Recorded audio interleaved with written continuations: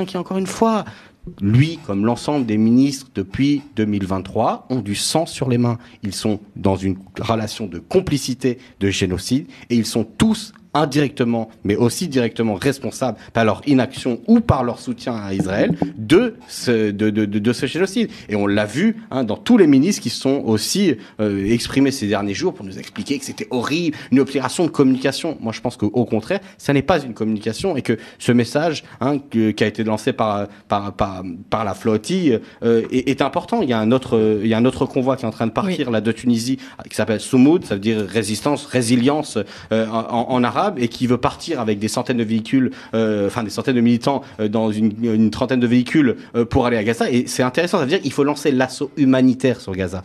On n'est pas en train de parler d'envahir l'État d'Israël, de faire la guerre, etc. On parle d'un assaut humanitaire.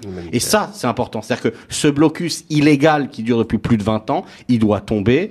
Et pour cela, il faut mobiliser tous les moyens citoyens, politiques et humanitaires pour ce faire. Et je pense que c'est une très bonne chose que cette flottille ait fait ceci.